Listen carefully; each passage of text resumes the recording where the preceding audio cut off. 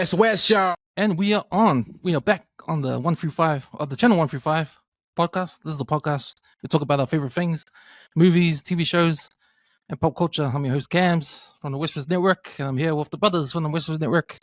Stace from the Counter Rock podcast. What's up, Wolves? What's up, boys? Thanks for having me on. Really engulfed in the show now, so glad to talk about it again with the boys. Yeah, man. These are one of those shows that, we can't miss the episode to come on the podcast and to talk about. Another brother over there, we've got Eric. What's up, man? Hey, bro. Good to be back. You recovered from Deadpool and Wolverine in the weekend? Yeah, I think so. Just move on, eh? Yeah, just carry on. Well, boys, we're here to talk about episode 7, the penultimate episode of House of the Dragon, the Hot D, season 2 on HBO in America, Neon in New Zealand, or Soho on Sky. Yeah, man, we'll just get into the episode and talk about some spoilers. So spoilers ahead, guys. If you haven't watched it, you can pause now and go see the episode, but we're gonna spoil the shit out of this one. Just the usual thing, we're gonna start off with a recap, a WesWes recap. So here we go. Rhaenyra confronts Adam, who pledges his loyalty to her. Pissed off at being unemployed, Alicent decides to go on the camping trip in Kingswood. Larry's forces the Maester to go hundies on Aegon's rehab. At Arryn, Rhaenyra leaves to look for a wild dragon. Mysaria tells Rhaenyra to grab some Targaryen bastards in King's Landing to be dragon riders. Oscar Tully is now the Lord Paramount over there in Harrenhal. And the Riverman offers Damon allegiance, but he denounces his behavior. He gets him to execute Willem Blackwood for slaughtering the Brackens. Then Damon dreams about his brother Viserys before his death, who asks if Damon wants the burden of being of the crown. Jace argues with his mum that the bastard dragon riders could challenge the Targaryen's power and threaten his succession. Rhaenyra and Corlys have Alinda and Ellen bring the Targaryen bastards to Dragonstone. This includes Hugh and Ulf. Vermithor kills a whole bunch of these bastards before Hugh claims him, while Ulf claims Silverwing.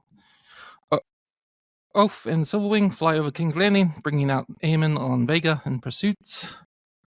As Eamon nears Dragonstone, he quickly retreats when he sees Rhaenyra doing her best Avengers Assemble impression with Syrax, Vermithor, and Silverwing. Right, boys, your first things that come to your head when you finish the episode, Eric. Got more dragon riders, bro. I was just like, whoa, shit. Yeah.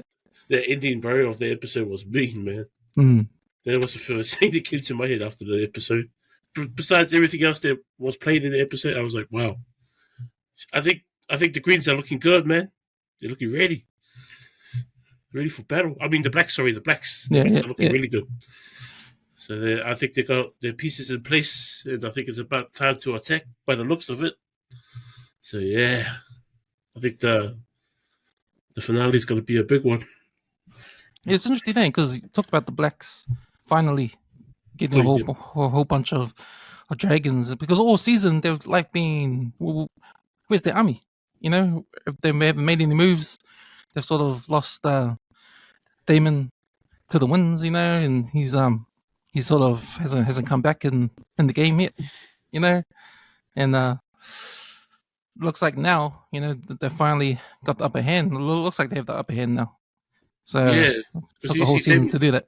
You see Damon getting his army, finally getting his supposedly getting the trust in his men. So he's coming from this side, and now Rhaenyra's got her riders for her dragons, and she's probably looking more confident than ever to take on Vhagar, the bigger dragon, on the green side. So I don't know. They've probably got a few more pieces to put in, but it looks like they're ready to do whatever they do. Because they've been throughout the whole season, like you said, they've been on the back foot. Now they've finally got, their shit together. Yeah, it's time to attack. Yeah, Yeah, definitely. How about you, Stace? What was the first thing that's coming to your head after this episode finished? Yeah, similar to Eric, I thought, finally the Blacks are getting somewhere, because you think for the most part of the season, it looked like Team Green had been winning a lot of the season, so it's good to see Team Black. They have been divided, with Damon at Harrenhal contemplating, making his own play for the throne.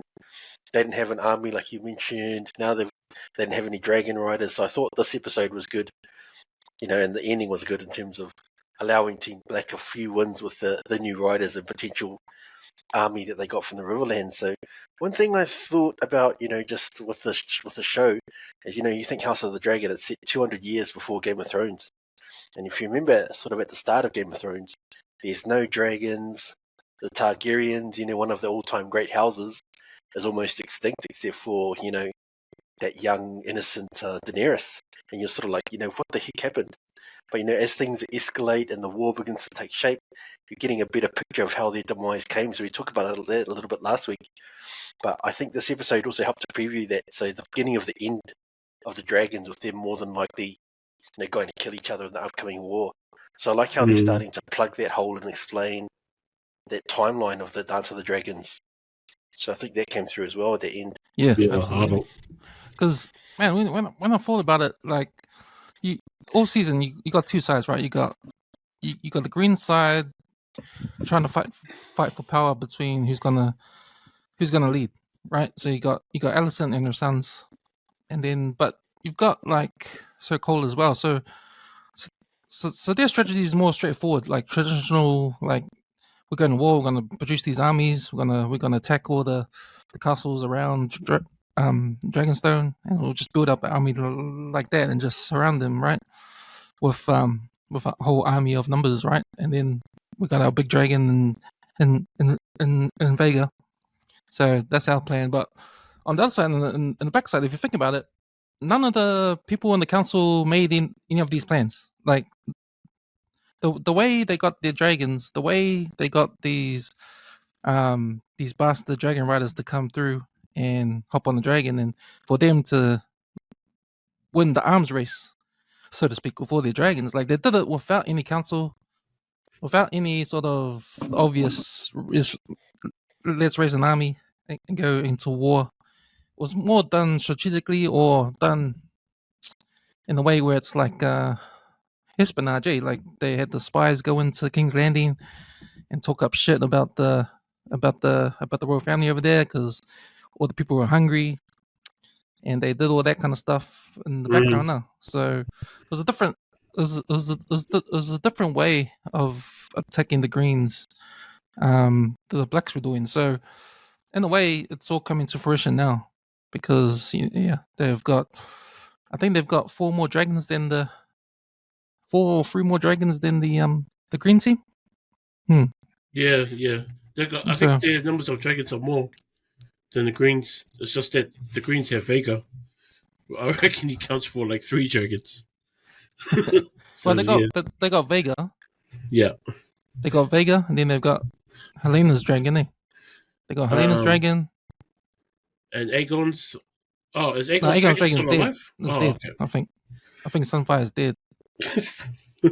Sunfire's roasted, eh? Sunfire, all right.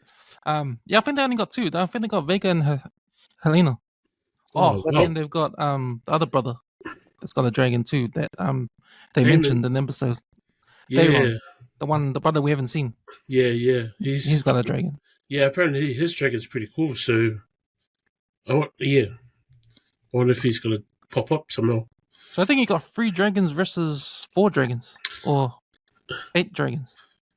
Rhaenyra, and then we got the other 3. No, Silverfang. Yeah, you got 3. You got the 3 new ones now, eh? Yeah. And you might get another one with their wild dragon that's over in Aaron. And, yes. Yeah. I forgot the name of the Empire.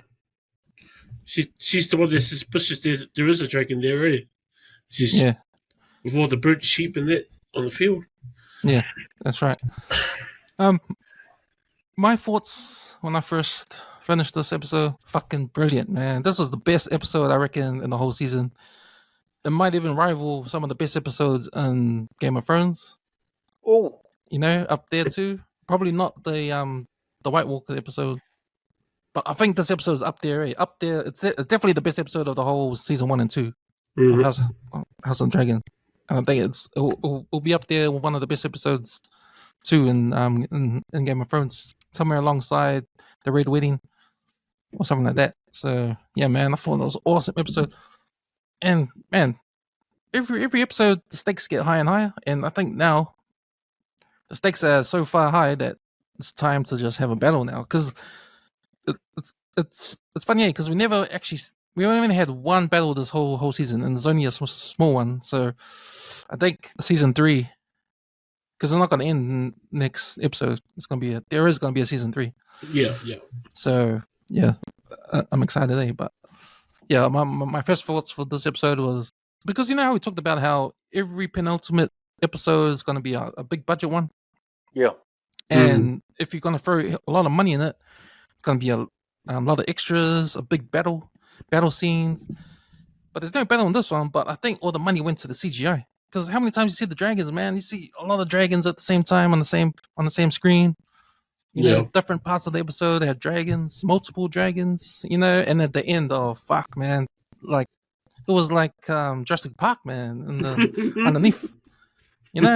So yeah, the pattern of pouring most of the budget into the penultimate episode. Yeah, man, you can tell where all the money went. Yeah. Hard up. It still looks good though. The CGI is, man, it's on the show. It's like it's on big time. It's on because the first scene where we see the 2 dragons on the beach, and you see Rhaenyra's talking to Adam.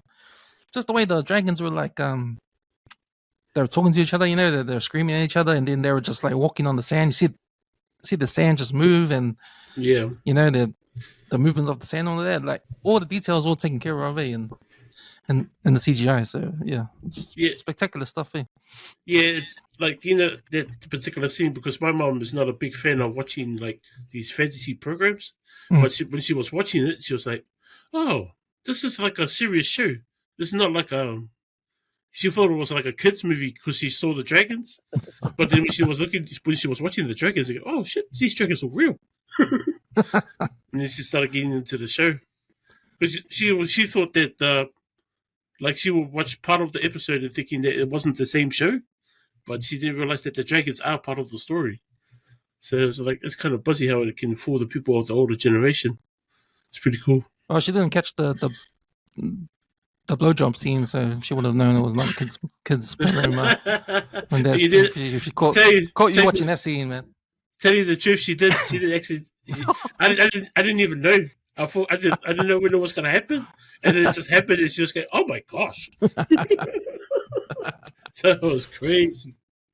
It's just as bad as the boy show that my parents accidentally watched. So there you go.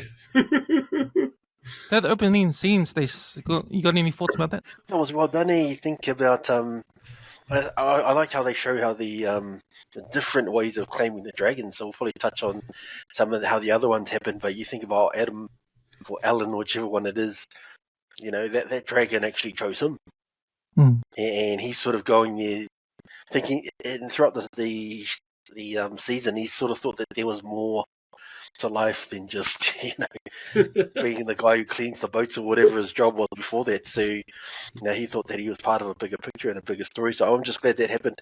And also it was good because I think Rhaenyra, she's sort of trying to attempt something that had never been done before. It's always been the sacred act of bonding with dragons and all the rest of it, and it normally goes through highborn people who they think are more worthy. So for her to try and give it to these sort of commoners, there was some doubts with her over whether it would actually work. So for her to see him with the dragon, she's like, okay, this plan might actually seem a bit far-fetched at the start, might actually have some legs when she sees him. So I think you see Rhaenyra, her body language and her face, she's actually quite surprised, but pleasantly surprised that he's claimed it, and that her wacky plan might actually have legs. So yeah, I thought that was a good scene. Yeah, especially right at the beginning when she was really cautious about it. Like she was there. Yeah. She was sort of telling them off, who are you to have this dragon in front of me and blah, blah, blah, and all that kind of stuff. And then he just bent the knee straight away, and she was like surprised. There, like she looked like she was shocked. Like, hey, he didn't do nothing. That guy just bowed his knee straight away. And then she was real happy when when he told her what was going on. But when he said, "Oh, the dragon just came for me," I didn't look for this. Look for this dragon. But it shows you how these dragons aren't prejudiced. Eh? Like Sea Smoke, he just burnt up Sir Stefan, and he's a highborn. He's a knight. He's a prestige kind of guy. Burns him up like nothing, and go chooses a guy like Adam. So. You think about who Adam is. Like that's Corlys's bastard son. So that means remember. I think Rhaenyra was his name, Rhaenyra's first husband. So that's essentially his half brother. Yeah. So if you think about it that way, maybe the dragon sort of saw similar qualities or similar blood in him, in Adam as well, to think, oh yeah, maybe this guy might be the guy, just sort of chucking that out there, because that is essentially his half brother who's claimed him. Yeah, take your own bloodline somewhere across the area with your mother. Yeah. The next scene we see Alicent, and she's sort of like she looks like she's bored. She's got nothing to do. She just got fired. No one wants her in the council, so she decides to go on a camping trip. She gets the I forgot the knight's name, but he looked shocked when she told him, "Oh, I'm gonna go to the woods, and you're gonna come with me." Yep. And his look on his face like, "Hey, what's going on?" I thought he was more scared, because you know what? All the fucking that's been going on in this world, like he's probably thinking, shit, is she on heat? Am I gonna come with her? And she's all stressed out. Sword, or should I bring some condoms? What's this going on? Bring some condoms on this trip. Hey man, the girl's all stressed out, man. She's her kids are fucked up. She's got no job. I'm gonna go to the woods with this night, and I'm gonna go relax and chill. Damn. I actually thought she was going to go back to her dad, or to wherever the dad is, but they can't even find him anyway. If I remember correctly, they're trying to track him down for Eamon, because Eamon's asking for him, right? Asking for the High Council, so that's what I thought she was going to do, but yeah. But you think about Alicent in that scene, she's like you see, Cam, she looks like she's a bit lost. She's sort of just roaming aimlessly around. But, when you think about Alicent and her story, she always did the right thing. She honoured her house and did her wifely duties with King Viserys. She essentially married the king because, that was the right thing to do by her house, according to Otto. And after doing all the dutiful things, the correct things, she's essentially just been cast aside and kicked out the small council, and she's basically a woman in a patriarchal system, and it looks like she just needs a break from it all. Yeah. So there's that scene in that part where Alicent, she's like lying in the water, just calmly lying in the water, and it sort of reminded me a bit of like in Hamlet, Ophelia in Hamlet. So there's a famous painting of Ophelia lying still in the river. And if you think about it, Ophelia in Hamlet, right? So she was obedient to her father and her brother, and then that sort of allows Hamlet to take advantage of her. So then Hamlet, he rejects her, and once she realizes, Hamlet was just using her, she goes crazy and kills herself by drowning in the river. So if you think about Alicent, her story feels a bit similar. She's been loyal to her house. She married the king because she was obedient to her father, Otto, and then she's also rejected and removed from the small council. It was essentially just used as a pawn. So like what happened to Ophelia. So I thought that was well done how they incorporated that into the story. Yeah, I actually thought she was going to kill herself too. Well, yeah, she said to that night, she asked her, when do you think we can go back to King's Landing or whatever? And she goes, I don't know if I'll ever going to go back. So I thought something to you, Eric, that maybe she's going to, that's it, she's just going to... See you later. I'm not going back, I'm going to die here. See, I don't know if you guys watched those little Inside the Thrones, those little sort of like 5-minute clips of the making of the episode.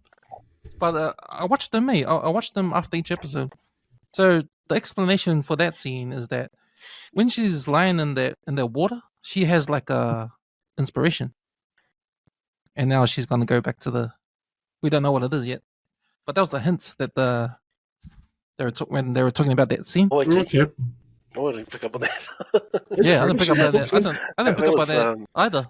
but the guy that was, because they always interview the creator, and he always says, because I don't know if you guys watch the Game of Thrones version. Every episode they have all that inside Game of Thrones, but they've got one for Hot D as well. So I've watched the ones with there's probably a different subject altogether. Oh, The Walking Dead. Oh yeah, because right after The Walking Dead, they always have an explanation of the episode. Yeah, but I haven't seen the one for Hot D, so that's a bit of a. That might be worth a watch, because there is some real subtle things that go on there. Yeah. That you know, if you don't really pick up on them. Yeah, I would have thought they would have changed the score though. Like with her lying in the pond, I would have thought they would have had like some kind of music in the background where you. Oh yeah. Okay. Well, she has an idea, eh? Yeah, she has an idea, but they didn't. It was just like the scene just went through and then the end. They have that bird flying overhead when she's flying in the water. Maybe that was the symbolism of birds are symbolize hope and all that sort of stuff, I guess. Oh shit! True. Might be. I don't know. The bird might be something to do with the dragon. Yeah, man. You know the rule of any scene in film. It's meant to. If it's there, it's meant to be there for some reason. Yeah. The next scene was interesting because this is a scene where Larry's is talking to the other council guy up on top, and down the bottom you see Eamon. He took those two knights that were involved with the riot, and they couldn't protect. They sort of started the riot, so and they were, and if you recognize them, they're Aegon's mates. That he goes to the brothel. Yes. The brothel. So they're getting 4 drinks and shit, eh? Yeah. So I was actually surprised that they didn't get beheaded or punished like that, but they got sent to the wall. You know, and when you hear Larry's, he says it's our prince being merciful. You know, and there's probably one aspect that I wouldn't get for a guy like Eamon, but it shows that he's like he's sort of like he picks his battles, eh? Like that kind of thing. Yeah. But it was interesting the conversation with Larry's and the other dude. Like the other dude told, I don't know his name, but the other dude was saying, "Hey man, I heard there's like fucking another dragon running around with a new rider, man. Like sea smoke." And it's funny because that exchange, these two guys are trying to use this information to sort of better themselves with getting some points, but Larry seems tricky, because he's trying to calculate if it's worthwhile him using that information, or if it's a setup, or if it's But he asked the other guy, "Oh, how'd you get this information?" "Oh, my mate told his mate, and my dad was the captain on the ship, and his mate saw it, and then he told." I was like, "Oh shit, man! Nah, man, you got that info, man." Dodgy, bro, dodgy. He goes, "How come you're asking me?" He goes, "Because you're the, that's your thing. You're the Lord of the Whisperers." Yeah. So you're expert on that sort of thing. So you should go. So because you know what, you should go tell Eamon yourself, man, because that sounds like bullshit to me. But no, it was an interesting exchange there because these two guys trying to position themselves, or trying to make moves to benefit themselves, and I thought it was pretty cool. Yeah, you think about the other scene. I think it was last week where Laris, he sort of makes a play to be the hand, and then Eamon's going, yeah, you can help me, and then he's like, "Oh, thanks," and he goes, help me find my grandfather, you bloody," and he insults him and all the rest of it. And I think Laris realized he's basically on the outer. He's on the outer of Eamon. So I wonder if that's why he's sort of withholding that information, trying to plot Eamon's downfall. He's also trying to get Aegon healthy as quickly as possible. Yes. He can try to manipulate him and get Aegon back on the throne, because he could control Aegon a bit more. Aemon doesn't want to hear anything Larys has got to say, so he's sort of moved down a little bit as long as Aemon's in charge. So I wonder if that played into part of the withholding information as well. So I think, oh well, if a secret dragon comes in and burns Aemon, that might actually help me out. Yeah, I think Larry's favors Aegon. Aegon a bit more than Aemon. So yeah, because obviously Eamon doesn't like him a lot. He just dislikes the guy big time. Well, I think when we did our review last week, Cam, you mentioned this when we talked about the small council, how Eamon, he's like cleaning house. Yes. And he sent Kristen Cole away. He's trying to get his grandfather back, who he trusts. And these 2 King's Guards, there was Aegon's mates. They weren't qualified to be King's Guards. They were hopeless. And we saw that last week. And he's like, "Nah, I'm cleaning you guys out as well. You guys got to go." So you're right. He's cleaning house. He's getting rid of all the incompetent people and trying to get better people. So he's trying to do a good job. Yeah. So I like that he was setting these 2 King's Guards away. The only reason they got their job was because there was Aegon's mates. They wouldn't have got their job otherwise. You think? Yeah. So Christian noticed that in the early on in the season too, how he's just looking at them and going, "Hey, these are Aegon's friends. Bringing my armor, motherfuckers." It's interesting you said that, Stace, about Eamon, because we always compare Eamon to Daemon. Like we always see that Daemon's like an older version of Eamon, and the way they think is sort of like the same. They're both good fighters, they're into war, they're strategic and all that.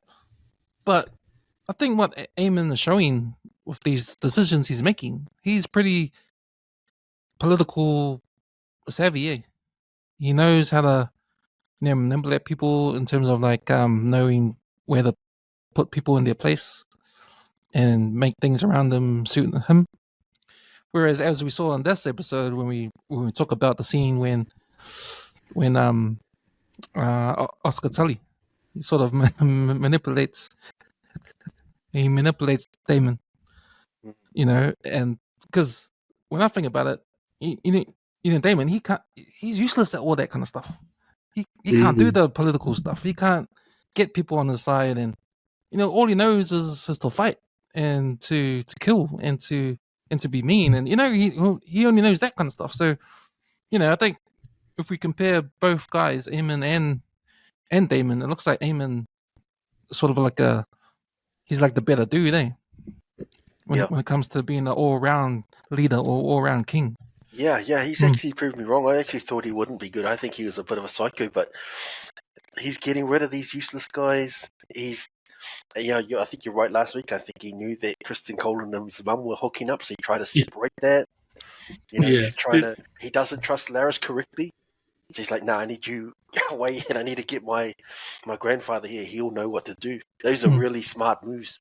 So that's right. When you compare him to Damon, Damon's a great soldier, but the politics, he's, and we'll probably talk about it a bit later. He gets scored from a rookie kid. Exactly, bro. It's like, bro, why are you still trying to chase the throne? You would be a horrible king. You suck at politics.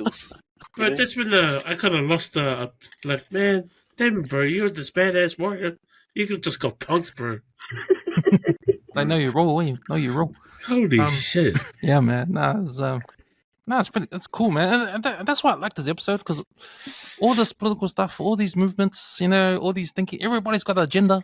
You know everyone's agenda, and you try to put yourself in their shoes and you think what they're trying to think about, what they're trying to do. They're all trying to climb the ranks. Oh man, it's a lot of machinations going on, eh? And that's the interesting part of Game of Thrones. Game of Thrones, and it's here now. And I think this episode just showcased all of that stuff, all of that shit that I sort of missed with Game of Thrones. Because that's why I love Game of Thrones, because all the political shit, like all the royalty shit, and everyone's scheming, and backstabbing each other and trying to up each other and all that kind of stuff. So yeah, it's good that we get to see a lot of that happening in this one episode. So to me, that's why I like this episode, and I think it's the best episode of the whole season, because it has everything in it. And to top it off, there's a fucking war going on, man. So the stakes are high, really high in this. So, any other thoughts around these scenes? Because since we talked about Oscar Tully, so it's good that at last things are happening in Harrenhal. I mean, things started happening in Harrenhal last 2 episodes, but I think now it's like the time has come for to get that army. We're waiting for all season for Damon to get it. So it's funny he's got his army, but it came in the cost. But man, that scene when Oscar he does his thing. He says, "Yeah, you're right." He schools Damon.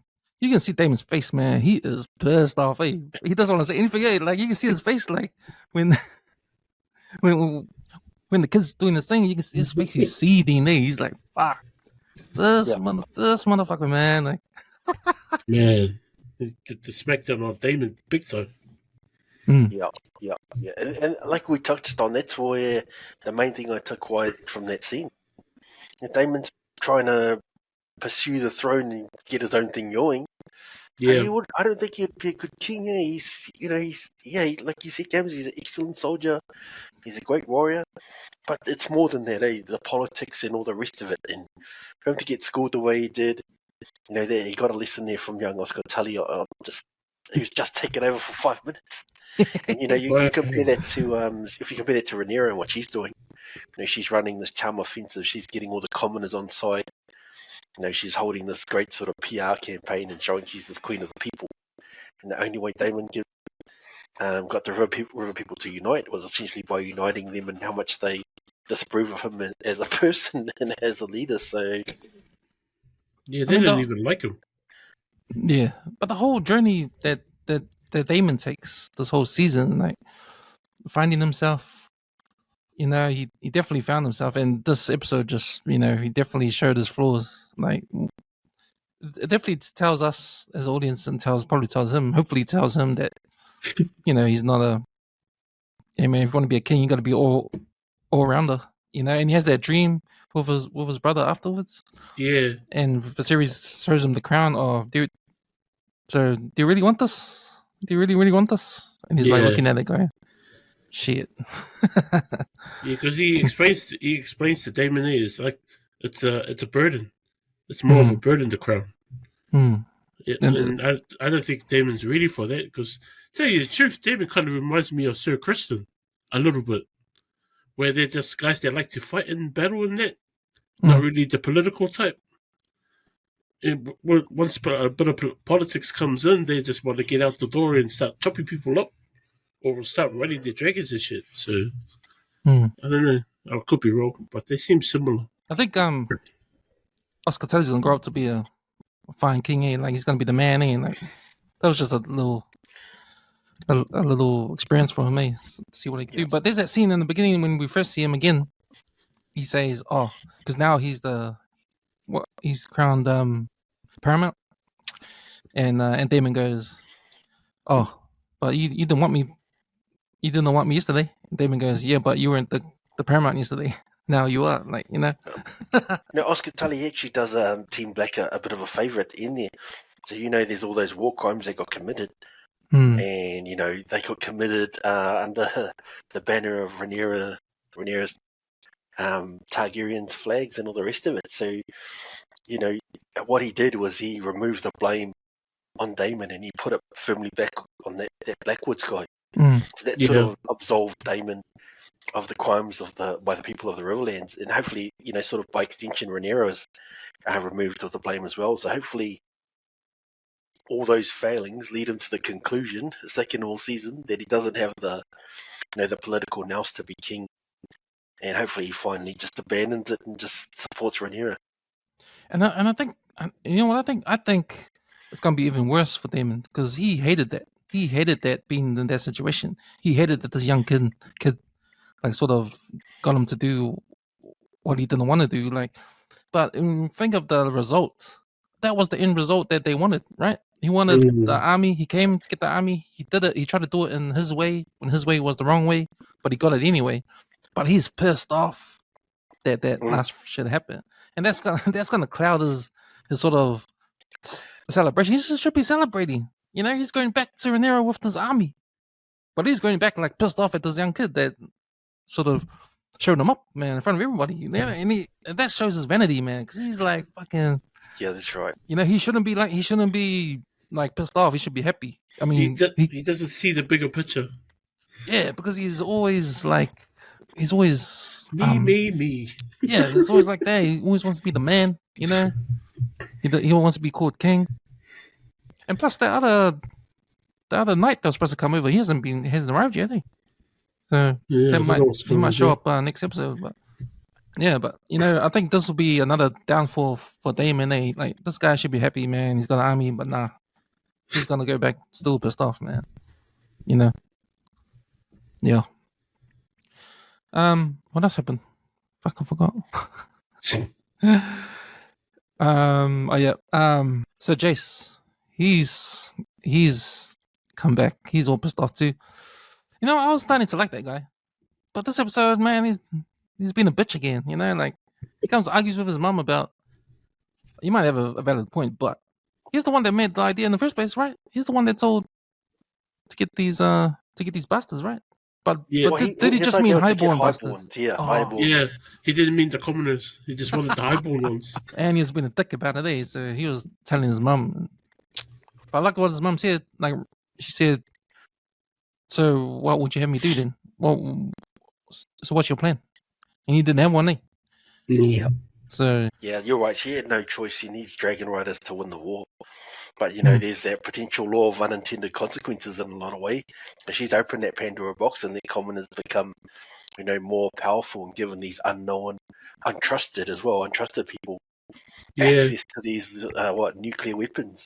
So in some ways with these dragons, so it'll be interesting to see how that plays out, because as Jace, that's Rhaenyra's heir, and he's essentially a highborn bastard. His father was that guy from House Strong. So those other bastards, they might go like, well, if you're a bastard, why can't I jump on? I'm a bastard too, type scenario. Yes. So it'll be interesting to see how that all plays out as well.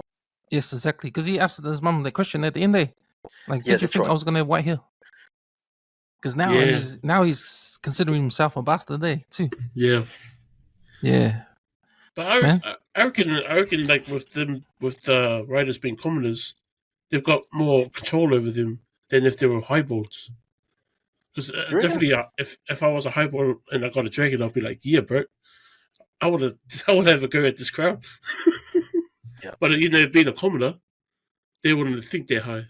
I don't know how to put that, but she mentions they would challenge it. Rhaenyra, she mentions that the highborns, those highborns, they've sworn fealty to the Targaryens for centuries, and the highborns in some ways are more likely to be loyal because they've got a lot to lose. So you think if a highborn person betrays Rhaenyra, she could be like, all right, I strip you of all your titles and your lands and your castles. Ah, yeah, true. But some of these new riders, they're just bums off the street. She's like, hey, I strip you of your castle for betraying me. And she's like, castle? I was sleeping on the park bench outside the brothel, mate. If you want to take that, you can have that. Yeah, now I'm flying on the dragon. Yeah, good point. Yeah. But I guess on the other side of the coin, like if you are lowborn and you have a dragon, you might be, incentive to just be wild, eh? Yeah. Her speech as well. One thing I'll say about Rhaenyra, her speech to those Targaryen bastards, that was a pretty good speech, because she fully understands the importance of the common people. And her speech again, is a lot of like, hey, look, don't fight for me. If we claim these dragons, Team Green will be outnumbered and be forced to back down, and there will be peace for you guys. Yeah. And you think about, what these commoners have gone through. Like King Aegon, he hung all those rat catchers on the walls for all the commoners to see and left them there to rot. Eamon now, he just locked them in the Red Keep and left them to starve. So, a return to peace sounds good to them. So, obviously she's got ulterior motives, but it wasn't like, you've got to do this for me, I'm the queen. She's like, hey, look, you guys do got to do this because that'll help you guys out. So again, it's that PR and playing the politics side again, which she's really good at. Yeah. That speech scene. Before the speech scene, there was that scene with the Dragon Order, those dudes. They left they were like pissed off, like, you can't just bring those lowborns here and handle dragons, like, and they walked off. They walked off the set because they were having a strike. So they had a strike and they walked off. They said they can't do that sort of thing. Yep. Yeah, they don't believe it. I got a question for you guys. Do you think that's the worst job you can get in Westeros? Being those, because you got a stick. You just got a stick trying to fend off those dragons, and then you get burnt. Oh man. Yeah. Is that like the worst job in Westeros? Probably, bro. Yeah, I would think so. Well, they used to normally what they do is they will allow the Targaryens when they're born, they'll put a dragon egg in with them. So you think about Rhaenyra's those kids she sent away, her young kids, they've got little kids and they've got little baby hatchling dragons as well, which will grow up with them. So that's what their job primarily is to help to train them with the dragons and help them to bond and teach them how to ride and speak to the dragons and Valerian and all that sort of stuff. Not to get average people off the street to jump on a dragon, you know. That's why they strike you and you're like, no, that's not our job. Yeah, that's buzzy too. Seeing that, how the dragon just chooses its rider. Yeah, buzzy. And that's sort of where, like Vhagar, how he got claimed from Eamon. So Eamon had a little egg with himself in season 1, which didn't hatch. Yeah. And the other girl who's trying to chase that dragon with the other dragon that burnt up all the places.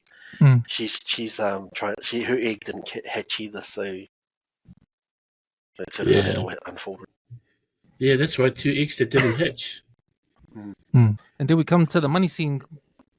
The money scene, guys. We call it the Dragonstone Draft. So the Dragonstone Draft. So all the bastards have to go see if they can get drafted a dragon. That was fucking. Oh my gosh. So we saw what happened to Sir Stefan, right? So we'll expect more of the same, pretty much, because we were talking about like 2 dragons. She wants to get riders for, and how many people were there with white hair? Prospects? There's a few ways, so a lot of them gonna die, and dragons only choose 2 and kill the rest probably, which is what happened. But man, but she went full Vermithor for the first go. Like she don't want to go small, she want big first, so she calls Vermithor out, and when he comes, man, that's a cool scene. When he comes from the dark, he comes from the shadows, and he's just big, massive head, massive dragon. She calls out the first one to come, and it's a handicap dude. He comes out, he's got a disfigured face, bro. That was sad, Like, when he came out, I saw his face. I was like, man, you better get that dragon, man, because it'd be sad if he ate you. Yeah, that was an out of it scene because like they had them all on that little platform, right? And then the handicap guy went in the front. And would you expect the dragon to choose him over the other ones he could see? I was like, holy shit! Of course he's gonna like wrangle them out and figure out which one he wanted. So pull them out at least one at a time or something. Yeah, I agree. One at a time. You think if the first guy claims it, the rest of everyone just stand there and die, Yeah, exactly. So she should have had a process, rank them by, we hope this guy gets it, we'll send him in first until we get to the end. But to send them all in like that, man. Well, she sort of did have a process. She just said, okay, here he is there. Good luck, guys. And she walks off, right, and goes up to the coach's box up top. Like she watches from up there, man. I was like, holy shit! But you remember when she sent that knight in first, that highborn knight? She taught him some High Valyrian. He can sort of at least try and talk, and gave him looks like she gave him a couple of tips, sent in those with them to help him out. This one, she doesn't teach them, doesn't train. She tells that highborn, if it doesn't work, you're probably going to die, so I'll leave the choice up for you. She doesn't tell these guys that. She's like, please go on, I'm not going to teach you. All the best. If he looks at you and he's like, and his mouth is growing, later, bro. It's up to Vermithor, but I want to ask you guys something. Like, all season we've seen little stories of Hugh and Oath. Because I got them mixed up because I actually thought they were the same guy, but they weren't. No. So we actually saw, we got to know Hugh and his family, and how they were starving. So we got to know a lot about him through the season. Also, the other guy, Oath too, because he was a drunk. We saw him at the brothel, talking shit. Oh, it's funny, the other scene when he was like, when they were calling for Targaryens, the word was spreading around. And he was saying, and his mates, they were going, oh yeah, you should go, like, since you're always bragging about being a Targaryen. What a job nuts guy. And he was like, oh nah, I got sore leg. Don't want to go. What a job nuts guy, bro. Like I was laughing at that. Like, bro, all that talk, no bite. But yeah, did you guys know it was going to be those two? I had it was a bit obvious, eh? We were talking about that too. I think in the last episode, we were thinking. I wasn't too sure about Hugh, but Alpha was saying that he was a Targaryen. Half brother to Damon and Viserys. So, but I had a funny feeling that he was a Targaryen too. Just his hair, it was white. So that was the giveaway we had, and they were showing him quite a bit. It was sad though. Unfortunately, in this episode 8, the girl died. So that I think they gave him more motive to give this a go. Try his luck at if he can get a dragon. So yeah. Okay. Yeah, you think about how they Oh yeah, that's right. Yeah. The daughter died from the dragon. No, she. I think she was sick earlier, and they were trying to get her out of King's Landing, but Eamon's locked it down. And and all that food crisis and all that, but she must have died just after. Yeah. You think about the dragons, they're all a little bit different. They got different personalities. So she introduces Rhaenyra, and she's like, "Hey, look, this is the bronze, whatever it was called, and it's one of the most fearsome dragons out who's ever lived, and all the rest of it. Second biggest." And I think that's how Hugh got it. He was brave. He ran up and he tried to take the dragon on. And you think if you want to ride a dragon like that, you got to be brave. That other one was a little bit funny. I don't know if that helped. That other guy's got some jokes, so that might help them out. Yeah, there was a weird one there. No, you're right, man. They're these dragons. Even Seasmoke, how Seasmoke went to find Adam. Like Adam didn't do jack shit. He just was walking around. He was playing in the sand, and Seasmoke just came up to him. Oh man, you're gonna be my rider. He's going, fuck. And Hugh. You're right. He was screaming. Was he screaming because he wanted to die? Or, oh, fuck this. Just kill me. Like that. And Vermfork just came in, man. You ain't a pussy, man. You can hop on me. Yeah, that's right. I think that, like you say, it's sort of that girl was going to eat that. He was going to eat that lady who was running away. He sort of jumps in and try to save her. And Vermfork was, that's what I need. I need someone brave, man, because I want to go straight into the fights. I don't want someone who's going to run away. True that. And Silverwing. Looks like she just grabbed anyone that came in. Like, the first person that'll come, you're going to be my rider. I'm lonely up in here, man. Like, yeah, so that's how.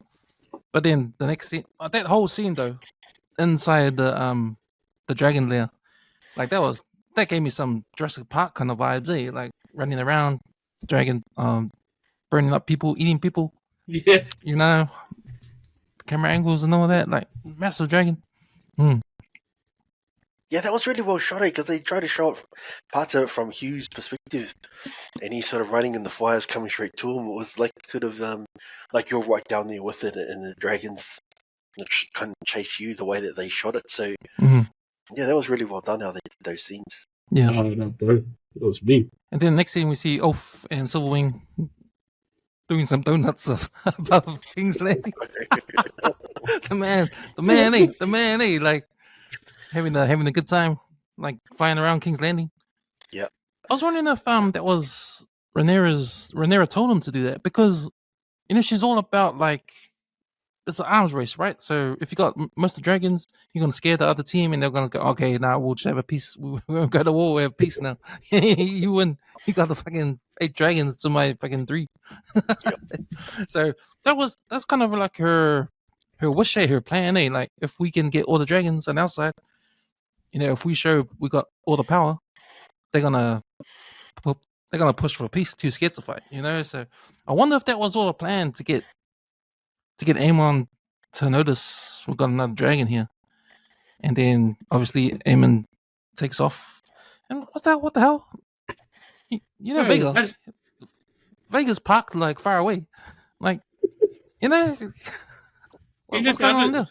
The other thing I noticed about Vega, throughout we've known him for the last couple of seasons, is he's always like outside.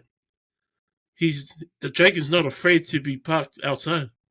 Like, he just hangs around on a hill or something. He's not scared. But you think about the size of him, like we saw when he fought Rhaenyra. He's huge, so I don't know if they can put him. Where you gonna park him? He's too big to go under where they keep those other dragons, sort of in the dungeons or whatever. Yeah, you can't just park on top of the castle like some of these other ones. So but they've got to keep him there. That's his place. I would have thought, like, there's dragons, they like to be kept covered or protected in some way. But that dragon's definitely got big nuts. Yeah, but that's a good point. Like how Eamon, he's had to hop on a horse and ride for a long time to get the dragon. So they should try the sneak attack here. They keep sneaking into King's Landing. Don't give him a chance to get his dragon. Just try and fight him in a sword fight or something, or just burn him before you can get to his dragon. Yeah, I noticed that as well. So like, yo, if you need your dragon quickly, there might be a problem for you, man. I don't. That's a good point. So I wonder where Helena keeps her dragon. Yeah, man. Then Eamon takes off with Vega. He's in hot pursuit of Silverwing, and then he sees with his one eye the dragons over in Dragonstone, and there's that shot with Rhaenyra and the dragons behind her, and that's why it reminded me of Avengers Assemble, because this is the shot, this is the money shot, this is the cover shot to the magazine, there's Rhaenyra in the front and 3 dragons behind her, and Eamon, he sees this, and he's like, oh shit, what's going on here? 3 dragons? Vega. He's like, come on, let's go. Yeah, exactly. Let's go fight, man. Let's go fight. And Eamon's going, nah, man, we're gonna go. We're gonna go back. That's what I was talking about. That dragon's got big nuts, bro. It's just like, nah, fuck it, I'm going in. But Vega, he was loving it, He doesn't care. He wanted to, man. I think Vega wanted to go, Yeah, bro. Oh. Yeah. You see, when Eamon is trying to turn away, he uses his whole body to turn. So that shows, how big he is, but also, he can be big and cumbersome, like a tanker or something like that. Quite hard to maneuver around. And I remember early on, a couple of episodes ago, Rhaenyra said, "Hey, look, I'll try and take on Vega. He's big, but he's not fast." Yeah. Trying to use other techniques, but I thought that came through as well. How difficult he is to maneuver just because of his size, So I'm wondering if that was all planned for Rhaenyra to just show off the dragons to Eamon to get him an idea that, we might beat you guys now because we got more dragons than you, and they might push for peace. But I think if that's the plan, then it might backfire if now they've got the advantage of surprise out the window now. Yeah, that's why I'm not sure if that. Well, maybe I don't know if it wasn't planned or not, but it wasn't a good plan because you think about who Eamon is. He's not gonna surrender. That's not really the type of guy he is. He's gonna assemble his. He knows how strong they are. He's gonna try and come up with a plan. Get Helena's dragon, and that long lost brother's got a dragon now. Whatever he can assemble, he's gonna get done. So he's got to definitely use the people too. Yeah. In some way, he's going to try and put them in harm's way. Yeah. So I don't know if it was a plan now that I think about it. Maybe, think about who that guy was. He was that drunken guy. He probably just wants to fly over the pub and show his mates he got the dragon. I'm a tiger. What's a guy, bro? What's his name again? Elf. I think it's Elf. It's you, Elf. Elf. Elf. Oh, man. He's a talker, bro. He's a talker. Just looking at my note, I missed something at the beginning when the Black Small Council. Remember that old man that Rhaenyra slapped in the face? Yes. Well, he's back. He's in the Small Council. He's having this wine, and he's sort of like half drunk, and he's like telling Corlys off about bringing all those Targaryen lowborns here as well. So he's on sort of like on Jason's side, but he was drinking his wine. He was half drunk. Yeah, he was a bit tipsy. He's a bit tipsy. I was thinking, damn, like got slapped in the face, and then he just went, fuck it, I'm gonna get drunk. Man, and he absolutely disagrees. Like, fucking slap me in the face. I'm gonna get drunk at all the council meetings now, fucking bitch. That's what I would do, man. I'm like, fuck, I'm just gonna drink here and talk shit now. Maybe Ellison should take some tips from there, and she go on the drinking binge as well. Well. Yeah, but in some ways he's right because it's a there's sort of the unknown factor with these lowborns, how they're going to react now they've got their power and all the rest of it. So in some ways I kind of understand where they're coming from. That's sort of one thing that we might see unfold in the upcoming seasons. Or lowborns with dragons. What are they gonna do? Are they gonna make a play for something or? Yeah, no, they didn't even have the fighting experience yet. So yeah, that's right. So are they gonna even last that long? Yeah, true. True. So now they're gonna have to have a training, some sort of training going on. I could see the character Hugh might last until the 3rd season, but as what's his name again? Elf. What do you think? He's got the biggest dragon now. Yeah, and he's pretty motivated. So there's something there.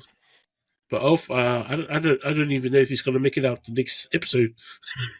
Yeah, I gotta say, if I was a soldier and there's armies and I had dragons on my side, but knowing the other side got dragons too, I'll do exactly what Christian Cole said, man. Like, hey, man, I ain't fighting, man. This war's for the dragons. You guys do your thing first, man. What are we gonna do?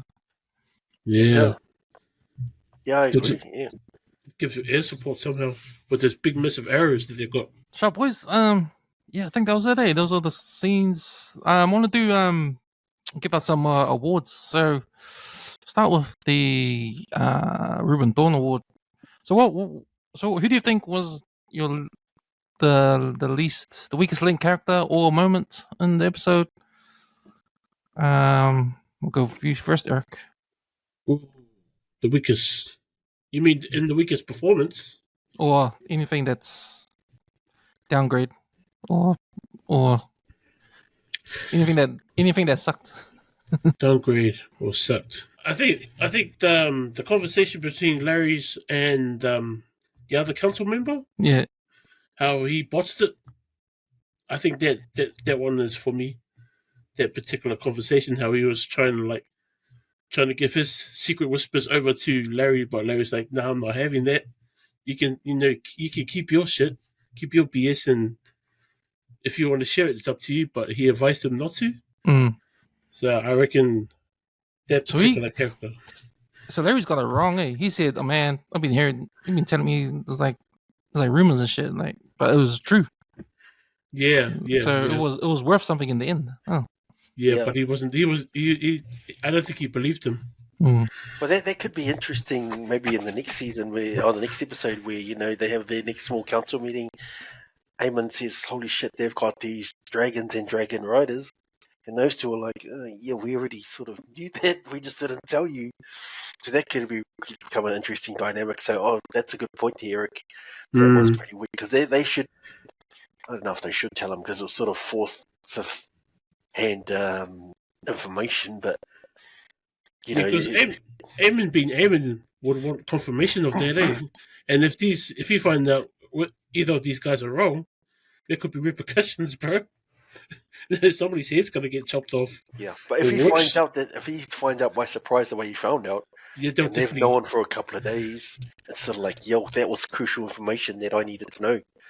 So that could be an interesting dynamic in the.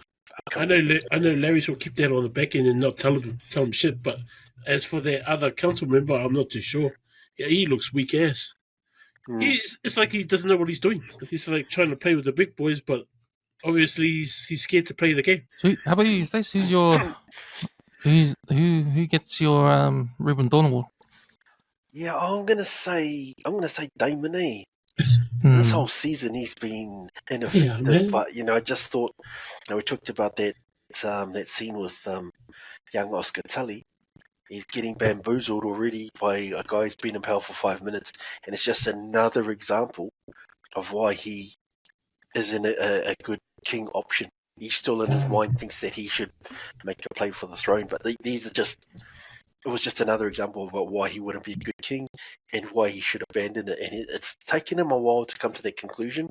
And I hope that this is the final nail in the coffin. If you're getting carved up by a 14-year-old 10-year-old kid, however old that kid is, you probably shouldn't be the king, and you should figure that out that you're not the king. So I just feel like he's stuck too long to this idea of being the king, and this doesn't wake him up, man. Nothing's gonna do it. Yeah, true that. Yeah, I agree with you, Stace. I'll give my Ruben Thorne Award to Damon in this episode, just for the reasons you said. But man, just the way he got played, and just the whole season, he was getting mind fucked by the witch. He's been in and out of sleep amongst the council. He got schooled by this little kid. You're right. If he doesn't learn his lesson, and he still goes the way down the path he's going, like before he got to Harrenhal, then he's gonna die. That's the punishment of death in these kind of stories, man. Like if you don't learn your lesson, just let him out. Let him, man. You're gonna die. And it's a shame because Rhaenyra needs him, man. He's a good fighter. He's a good soldier. Like, man, you gotta pick your battles, man. Like, hey, if you're a guy at something, then do it. Be what you're good at. Do what you're good at, man. It sucks, man. Piss me off, man. Like, pisses you off, eh? And you can now you can understand why Rhaenyra like sort of disappointed at him. I wouldn't say hate him. I reckon she's disappointed at him because when she was having that conversation with Mysteria the other time, and she was going, Damon, like, fuck, who cares? Like, he's not even here. He's not even here. I don't care. Well, you can do whatever you want. Like, fuck, he's not here. He's not happy. So fuck, So yeah, man. That's my Ruben Thorne Award. My Dalium Award. So it's the opposite, right? Man, same scene. It's going to Oscar Tully, man. That kid, man, he kicked ass, man. Yeah, I was gonna say the same thing too. Man, he just kicked ass. He's my Dalium Award. Is yours too, Eric? Yeah. Like, I didn't expect that, because how the scene played out, and then he gets the throne. But man, even the actor for him did a really good job. It was convincing enough. And then how he challenged Damon, towards the end of the scene, and gets him like to basically to right a wrong. So for if you wanted this army, you got to do this for me, and then we can support you, kind of way. And then Damon just felt like a ton of bricks. Well, it's cool how Oscar knew he had leverage. He knew he had leverage, and he had the lords still standing around him, and he got them on his side straight away, man. When he said, "Okay, this Blackwood dude, he's done some bad stuff. He needs to die. He needs to die." And everyone agreed. And if we were gonna fight for Damon, because they all hated him, like, you gotta do this thing. And that's what Damon hated, man. He hated being played like that. He just want to just get your swords, let's go, man. He cares about all this shit. Like, nah, man, you got to pay the price, man. But I think Oscar just knew what he had to do in terms of like using his leverage over, getting what he wanted to make sure that sort of like everyone in the Riverlands was really on his side. They're just following him. Like, you can't have all these followers and hate you. Now they're following him because he respected everybody and did the right thing. That scene was really good because you think at the start of the scene, everyone's sort of questioning him. Oh, you're young, you're inexperienced, and all the rest of it. And by the end of the scene, like you said, Kims, everyone's like, "Yo, this guy knows, man. We're gonna listen to this guy. We all the river people are agreeing with him. Yep, you're right." It was funny too. Like at the beginning of the meeting, they were like, "Bro, you're just a little kid." But by the end of it, they're praising him. They're like, "Oh yes, I'll follow you, Lord Tully." They're like, "What?" Yo, Dalium, Stace. Yeah, I think Oscar Tully is the right answer, but I'll give a special shout out for Mysaria. I thought that the plan to get these.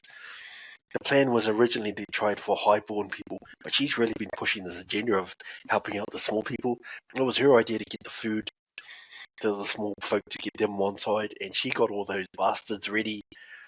I wonder if she's got ulterior motives, but she was even able to hook up with the Queen Rhaenyra and try to get her to catch feels and all the rest of it. So I feel like she's playing the game pretty well. She's a low-born person and nobody. So for her to be that high up and be part of Rhaenyra's, have her confidence. Yeah. I thought that she's doing really good things, and I don't know what her motives are, but I thought that she'd be up there, just from where she's come from to where she is now. She's like the opposite of Larry, Larry Stroll. Hmm. She's like a whisperer herself. Yeah, that's right. Yeah, I'm wondering if this is like, she's like, if like, how we're Pacific Islanders, right? And we're minorities, right? In New Zealand. Say we got a job with fucking John Key type people, like people live in Parnell, like rich people, we go work for them, and then we become friends with the rich dude, with the rich Palangi dude, and they put their trust in us, and we're like, oh yeah, man, we are gonna fucking help our people up there. We're gonna like say, Yeah, oh, that's what right. do you think? What do you think?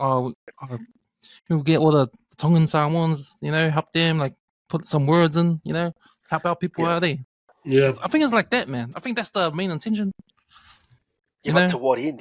Once she's got, her people have got dragons and they're powerful and they're all united, is she going to try to twist that around for her people to get somewhere else, a bit more higher or whatever? And that's where it gets interesting in the upcoming seasons, because I'm not convinced that she has pure motives of just trying to help Rhaenyra. I think true down that. she's with the small folk first and foremost. Mm. So for her to get them dragons, like shit, And with it's a powerful play, man. Yeah, when Damon comes back and finds her, and Yes. he's being so close to Rihanna and being like the Lord of Whisperers, man, there might be some repercussion there too. Well, that's part of the predictions we're going to discuss for next episode, the finale. So, is Damon going to come back, or is there going to be a war happening in Harrowhall? Because remember, Sir Kristen's on his way there. Is he going to make it back to Dragonstone before Sir Kristen gets there? But if he does get to Dragonstone, is he going to fuck shit up? Because there's been some changes in the leadership there. Now his ex His ex and his current. his booty call is now up there in the private councils, Yeah, that's right. Yeah, so a lot has changed. But I'll come to you first, Eric. What's your prediction for the finale? Oh man, this episode. Yeah, there'll be definitely something big. There'll be definitely a battle in the next episode. How it's played out, I have no idea. With Rhaenyra getting the 2 new writers, I don't know if Olaf might, like I was saying earlier, Olaf might even perish in this next episode. I got a funny Hugh might carry on. I don't know. All I know is there's going to be a big battle with all the other bits and pieces. I don't think I can talk about that until after the next episode. But all I know is there's going to be a big battle.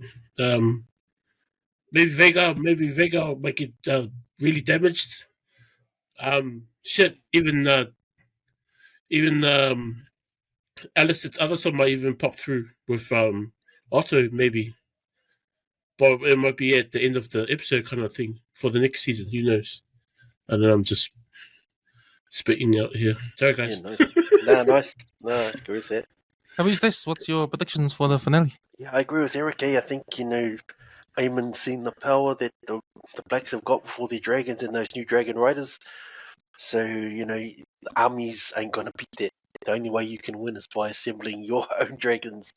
So I think he's going to get Helena to help in the war with her dragon.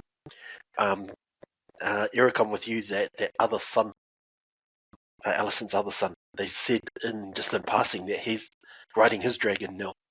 So he needs all the dragons he can get. So I was with you last week. I thought that the son would come in season 3, but I wonder if they might fast track that and turn it into a dragon fight for the finale.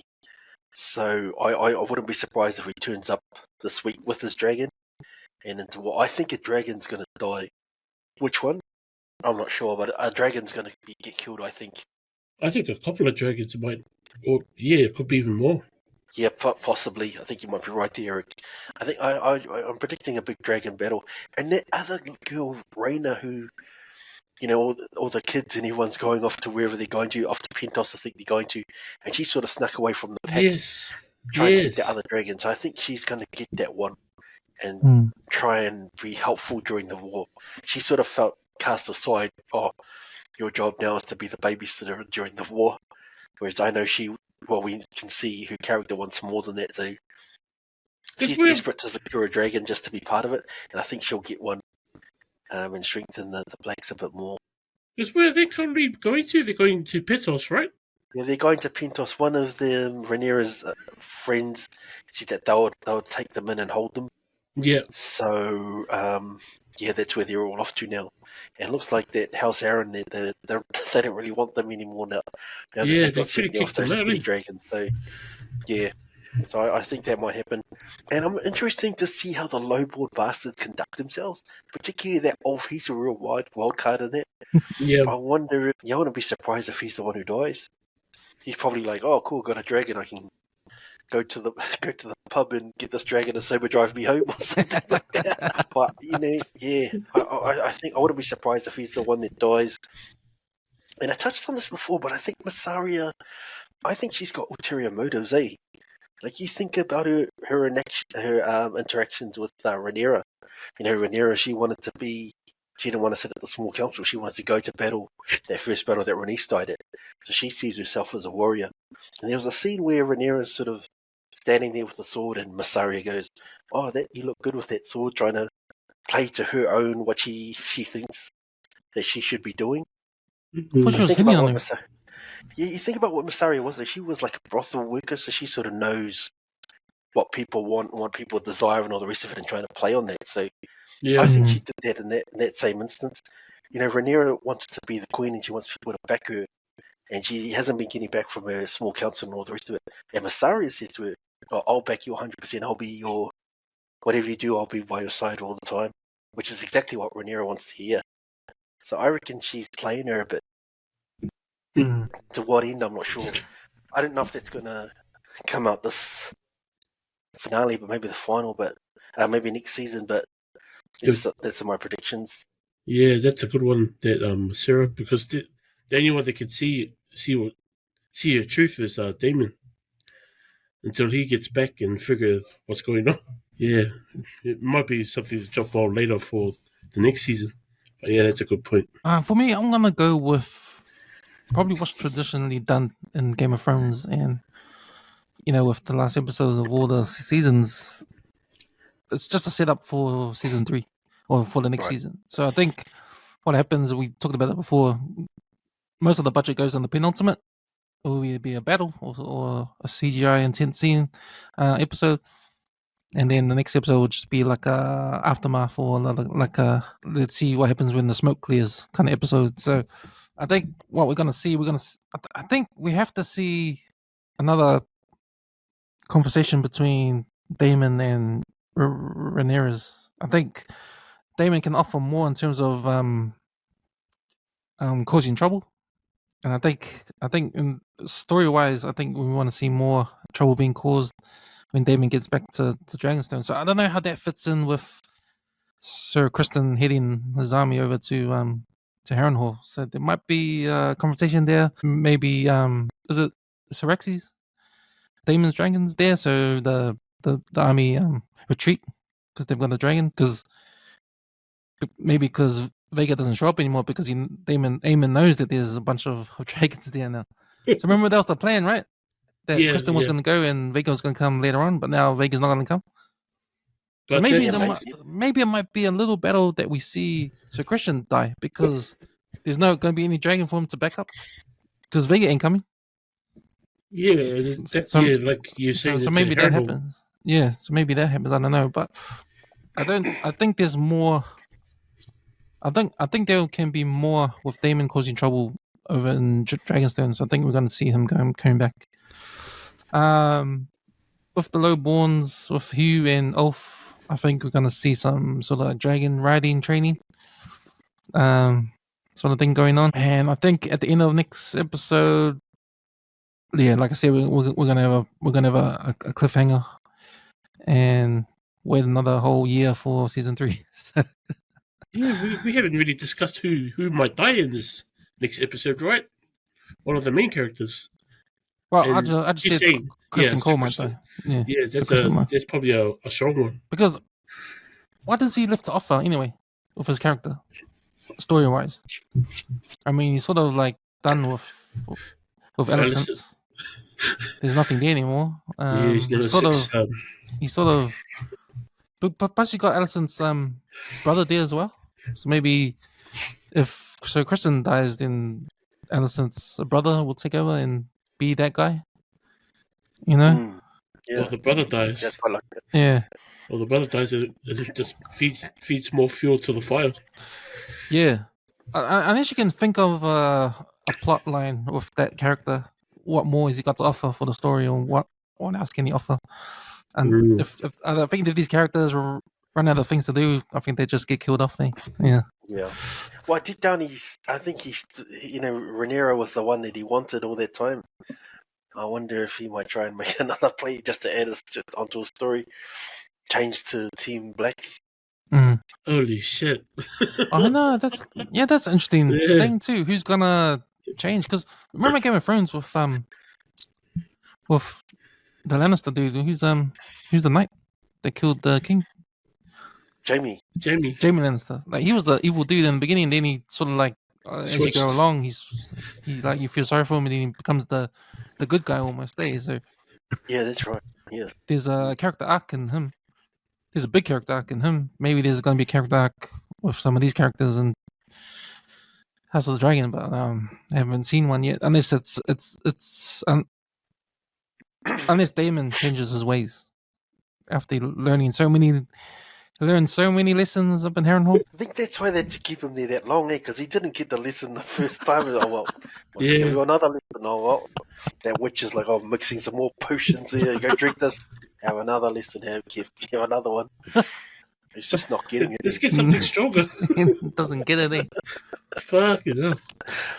I was reading some of the not the book that the series is based on, but the background of the book. So apparently it reads like an encyclopedia.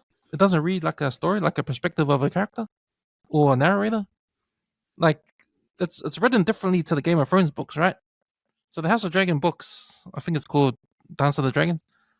It's written like you're reading like an encyclopedia story. It's like a history. Gee. It's like a history thing. That sounds like a tough read. Yeah. But an example is that the whole Daemon thing. It just says, Daemon just goes to Harrenhal, hangs out there, and comes back, and that's it. Like the TV show has made up all this stuff. The TV show has actually written all this new stuff. Oh, okay. Yeah. Okay. So, yeah. Oh, wow. A little fun fact there. Yeah. Yeah, boys.